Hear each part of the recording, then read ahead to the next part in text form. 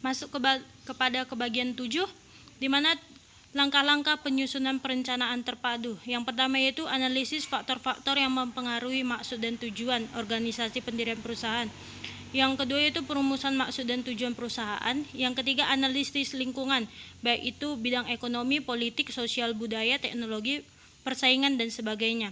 Yang keempat yaitu analisis kemampuan internal perusahaan, di mana kondisi perusahaan pada saat ini yang menggambarkan keunggulan atau kekuatan serta kelemahan-kelemahan yang ada.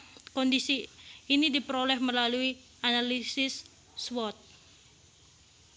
Yang kelima, arah perusahaan. Yang keenam, sasaran perusahaan, di mana pada sasaran perusahaan ini kita mempunyai target prestasi atau kinerja yang akan dicapai pada 5 tahun yang akan datang atau jangka panjang, sebagai rumusan dari arah pengusaha yang telah ditetapkan. Yang ketujuh yaitu perumusan strategi perusahaan, di mana cara yang digunakan untuk mencapai arah dan sasaran pengusahaan yang dapat bersifat pertumbuhan atau agresif, stabilitas atau rasional, defensi atau survival, dan orientasi keluar atau diversifikasi. Yang ke-8 yaitu penyusunan program bidang, rencana kerja tahunan yang terpadu dalam bidang menurut fungsi organisasi disusun secara terpadu dalam 5 tahun ke depan.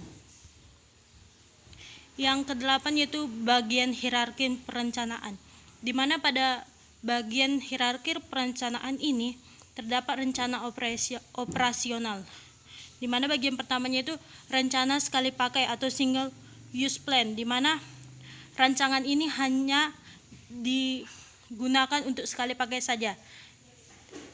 Tahapannya yaitu mulai dari program menuju ke proyek dan diakhiri dengan anggaran. Yang kedua yaitu rencana yang dibakukan atau standing plan, di mana rencana ini akan dilakukan berulang-ulang, seperti kebijakan menuju ke manfaat, menuju ke SOP dan aturan. Sekian dari presentasi saya. Terima kasih banyak.